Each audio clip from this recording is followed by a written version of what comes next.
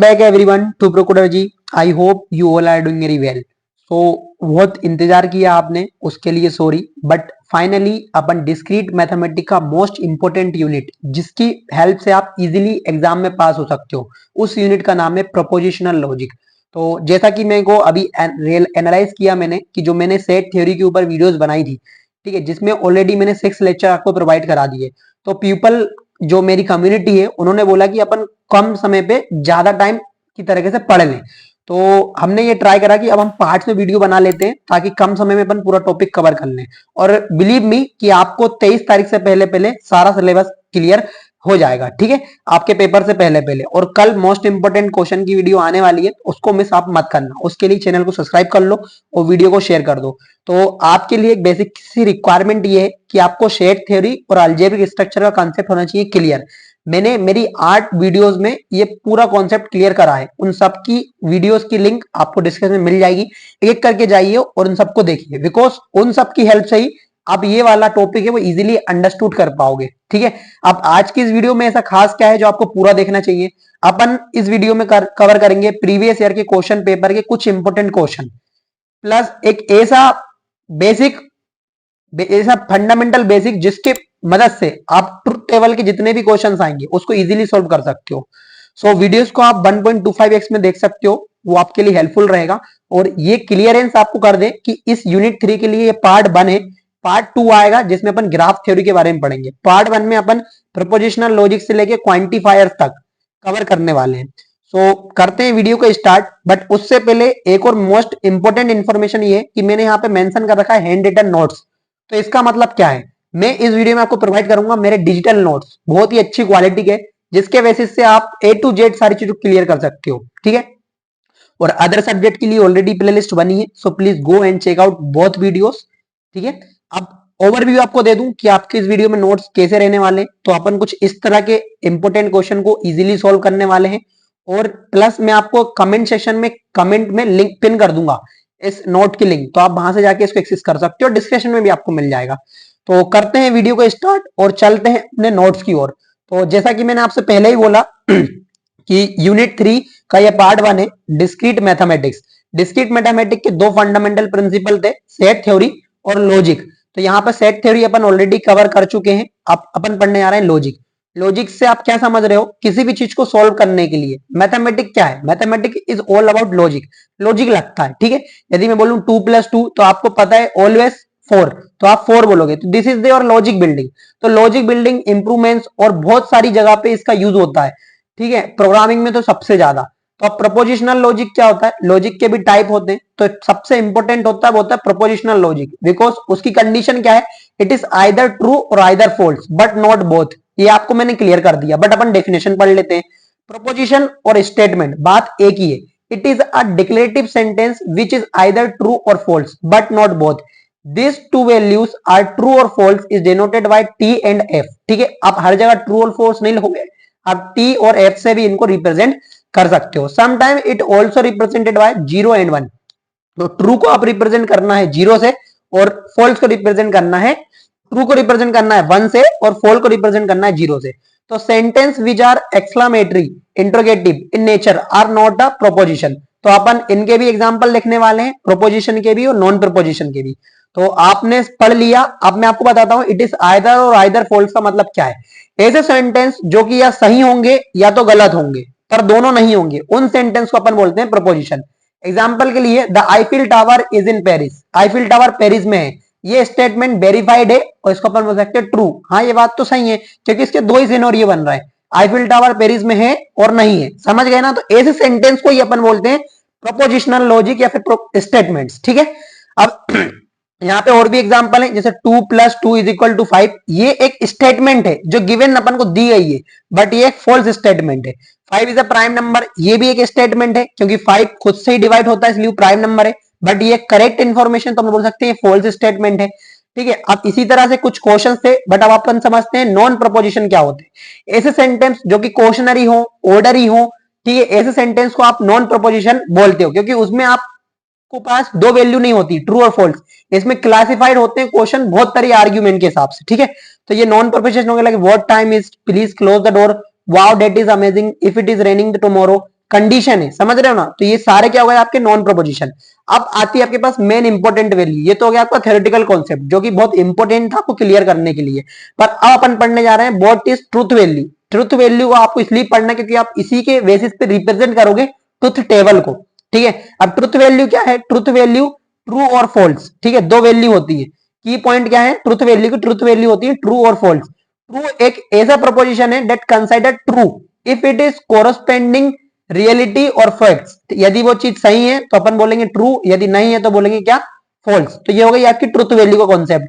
अब एग्जांपल के लिए the sky is a blue, it is correct, तो it is a truth value. 2 + 2 = 5, the truth value of this statement is false.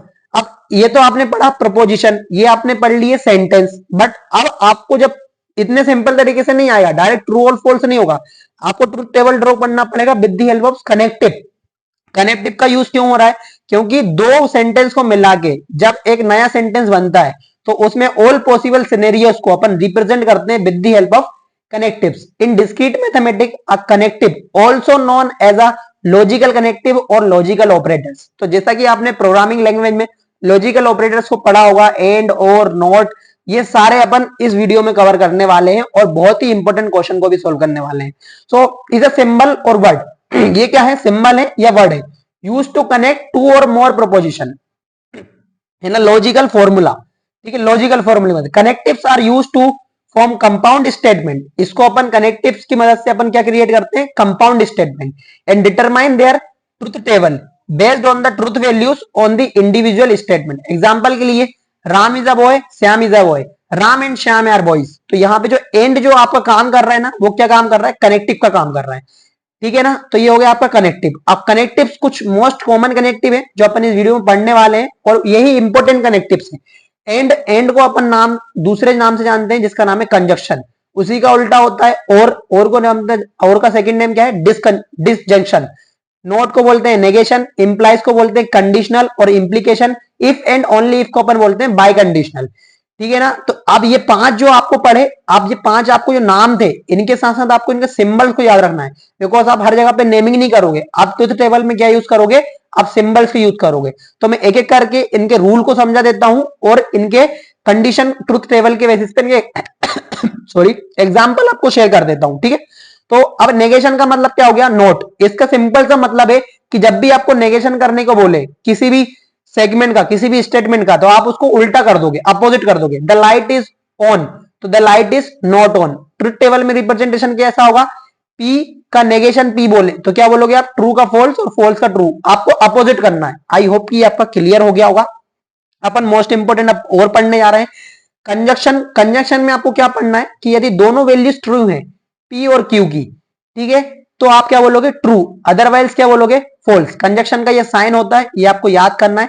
If both values P and Q are represented as true, तो the P conjunction Q is also true, otherwise false. Answer के लिए, example के लिए आप truth table को notice कर लीजिए, ठीक है। और मैं इसको थोड़ा सा और जूम कर देता हूं ताकि आपको और अच्छे से समझ में आए। अब कंजक्शन का उल्टा ही होता है डिसजंक्शन, जिसको अपन और के नाम से भी जानते हैं। और अपना क्या है? लॉजिकल ऑपरेटर है। इसका सिंपल सा फंडा है, क्या है? यदि दोनों वैल्यूज फॉल्स है तो आप बोलोगे फॉल्स, अदरवाइज सबको क्या बोल दोगे? ट्रू। तो मैंने उल्टा क्यों बोला? कंजक्शन में अपन पढ़ रहे थे दोनों वैल्यूज ट्रू है तो ट्रू, और डिसकंजक्शन में क्या पढ़ रहे हैं अपन? दोनों वैल्यू फॉल्स है तो फॉल्स, अदरवाइज ट्रू। तो ये जो आपको मैं समझा रहा हूं ना, ये बहुत ही सिंपल तरीके से, लोग बहुत कंफ्यूज होते हैं इस चीज में, बट आपको इस बहुत सिंपल तरीके से क्लियर हो रहा होगा। और इसी के बेसिस पे अपन आज 3 मोस्ट इंपोर्टेंट क्वेश्चन करने वाले हैं, जिसकी हेल्प से आप फिर कभी भी रिलाई नहीं करोगे, कभी भी आप क्वेश्चन को सोल्व करने के लिए आपको प्रॉब्लम फेस नहीं करनी पड़ेगी। अब 2 और इंपॉर्टेंट टॉपिक है, इंप्लाइज और बाय कंडीशनल। ये आपको थोड़ा कंफ्यूजन फील करा सकते हैं, बट मेरी वीडियोस में नहीं। देखो, यदि P ट्रू है और Q फॉल्स है तो आपका जो आंसर होगा P इंप्लाइज Q का, वो क्या होगा? फॉल्स। अदरवाइज क्या होना है? ट्रू। ट्रू ट्रू है तो ट्रू कर दो, फॉल्स ट्रू है तो ट्रू कर दो, फॉल्स फॉल्स है तो भी ट्रू कर दो। कंडीशन क्या है? आपका P होना चाहिए ट्रू और Q होना चाहिए फॉल्स, तो आप क्या बोलोगे? फॉल्स। अदरवाइज क्या हो जाएंगे आपके? ट्रू। और यहां पे क्या बोल रही है? यदि दोनों सेम है तो आप बोल दोगे true, otherwise false. True true थे तो आपने ट्रू बोल दिया, फॉल्स फॉल्स थे तो आपने ट्रू बोल दिया। दोनों सेम है तो आप बोलोगे क्या? ट्रू, अदरवाइज क्या बोलोगे? फॉल्स। और ये आपका बाय कंडीशनल का क्या होता है? साइन होता है। तो आई होप कि आपने ये सारे टॉपिक्स को क्लियर कर लिया होगा, और ये ही आपके लिए मोस्ट इंपॉर्टेंट है। जे आपके क्या है? कनेक्टिव्स हैं जो कि बहुत कॉमन है और अब इसी के बेसिस पे अपन करते हैं आगे के क्वेश्चन सॉल्व। तो आई होप कि वीडियो आपको अच्छा लग रहा होगा। यदि वीडियो अच्छा लग रहा है तो don't forget to subscribe the channel and also join my Telegram and WhatsApp community because at the time of exam I provide some most important question that have more than 100% and 101% probability to come in exam. So अब अपन करने वाले हैं सबसे पहले इस question को solve जो कि आपको अभी आपने पढ़ा है उसके बेसिस पे आप ये ट्रुथ टेबल ड्रॉ करने वाले हो।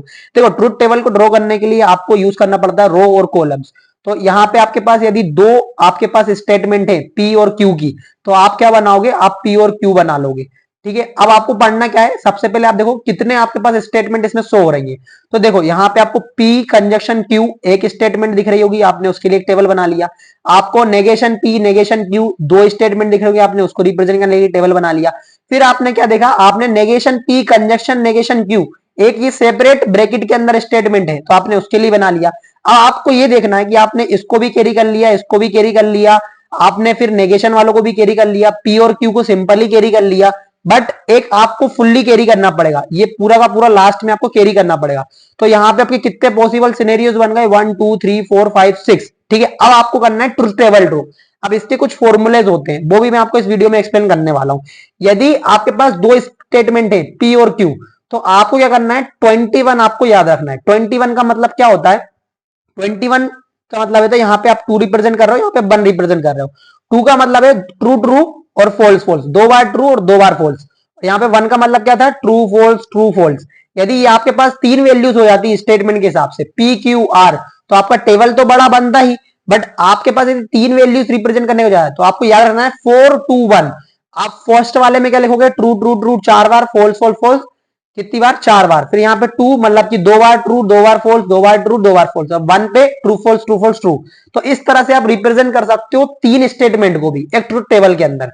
अब we will create the truth table for the statement. अब यदि आपको रूल याद होंगे तो आप इजीली याद कर लोगे कि कैसे ट्रूथ टेबल अब आगे ड्रॉ होगी।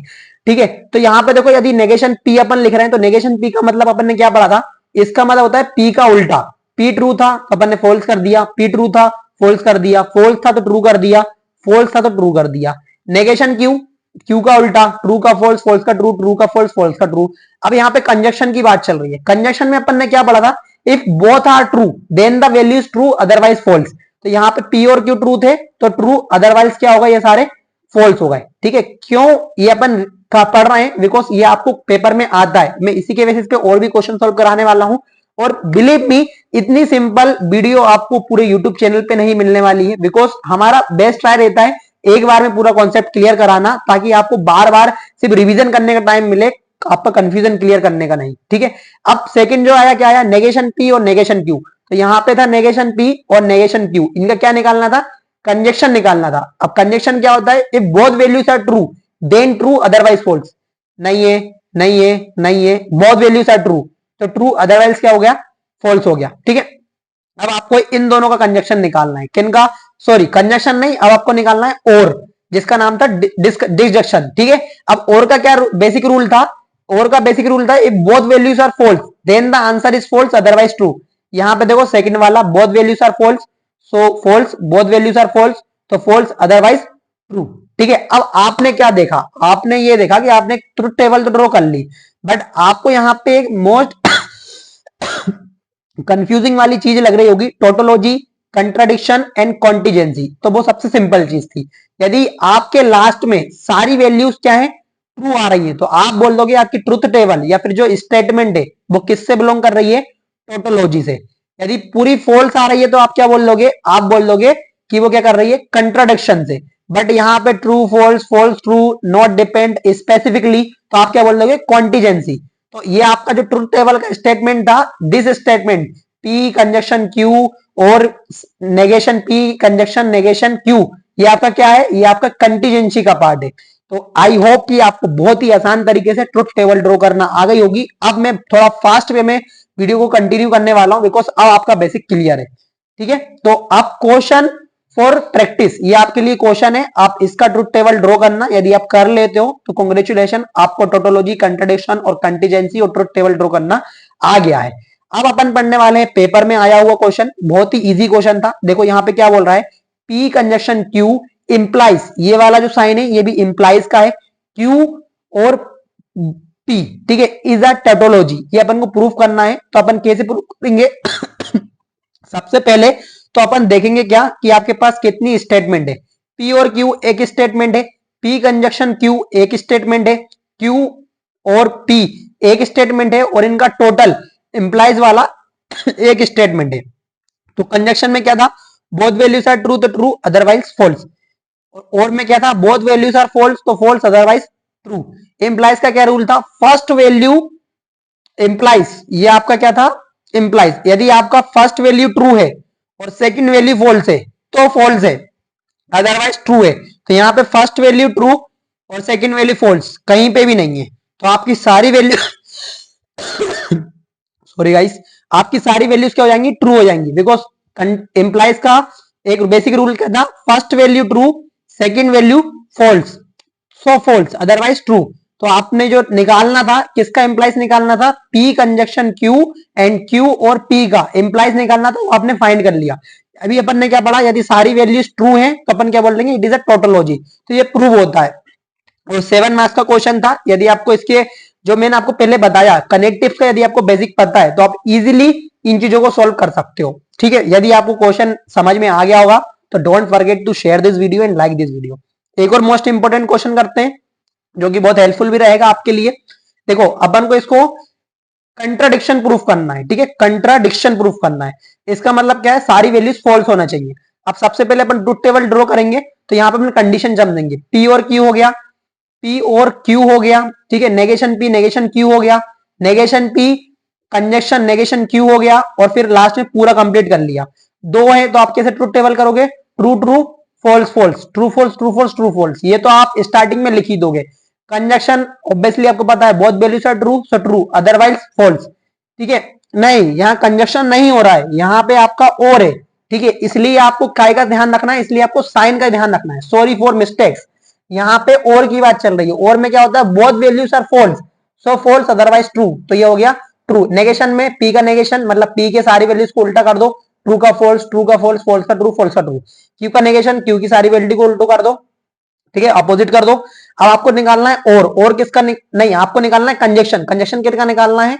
आपको निकालना है पी नेगेशन और क्यू नेगेशन का। तो कंजक्शन क्या था? Both values are true so true, otherwise false. तो यहाँ पे बोथ वैल्यूज आर ट्रू तो ट्रू, अदरवाइज क्या हुआ? फॉल्स हो गए। अब आपको निकालना है लास्ट वाला, वो क्या था? पी और क्यू का, एंड यहाँ पे आपको नेगेशन निकालना है इन दोनों का। तो आपका ये वाला जो निकला, ये वाला पार्ट और ये वाला पार्ट, इन दोनों में आप क्या करोगे? इन दोनों में आप कंजक्शन फाइंड करोगे।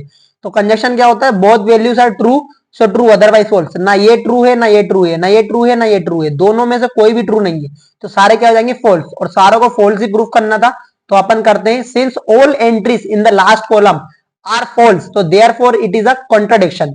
तो ये भी होता है प्रूफ। थोड़ा सा कंफ्यूजन मेरे को रहा because of some lighting effect. मैं इसको इनहेंस करके आपको जब पीडीएफ दूंगा तो इसमें लाइटिंग आपकी इंक्रीज कर दूंगा, ठीक है। और यदि आपको ये क्वेश्चन समझ में आया है तो अगेन लाइक द वीडियोस, ठीक है।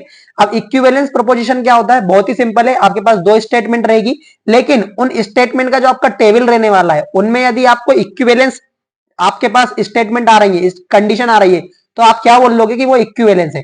मान लो एक कंडीशन है पी और एक कंडीशन है क्यू, ठीक है। यदि वो दोनों सेम राइट एरो टोटोलॉजी को कंडक्ट कर रहा है तो बोल लोगे वो क्या है? इक्विवेलेंस है। एग्जांपल के लिए यहाँ पे आप क्या समझो, यहाँ पे आप ये देखो पी कंजक्शन क्यू, ठीक है, और यहाँ पे लास्ट वाला ये वाला, ठीक है, इसमें जो वैल्यूज है वो सब सेम है, true true, false false, false false और फॉल्स फॉल्स। तो आप क्या बोल लोगे? ये दोनों एक दूसरे के इक्विवेलेंस है, ठीक है। अब यहाँ पे आ गया ड्यूलिटी प्रिंसिपल। एक ऐसा प्रिंसिपल है जिसमें आपको ये याद करना रहता है कि आपका जो भी आपके पास ऑपरेटर है उसका आप अपोजिट कर दोगे तो वो हो जाता है आपका ड्यूलिटी प्रिंसिपल। एंड का है तो आप और कर दोगे, और का एंड कर दोगे, वन का जीरो कर दोगे, जीरो का वन कर दोगे। इन चारों को ही आप नेचर चेंज कर सकते हो, बाकी नेगेशन का, कंडीशनल का, इंप्लाइज का आप चेंज नहीं करोगे, ठीक है। तो ये होता है ड्यूलिटी प्रिंसिपल। अब इसके बेसिस पे आपको जो अलजेब्रा प्रोपोजिशन होता है ये आपको बहुत हेल्प करेगी, ये वाली टेबल। इसका आप स्क्रीनशॉट ले लेना और याद कर लेना।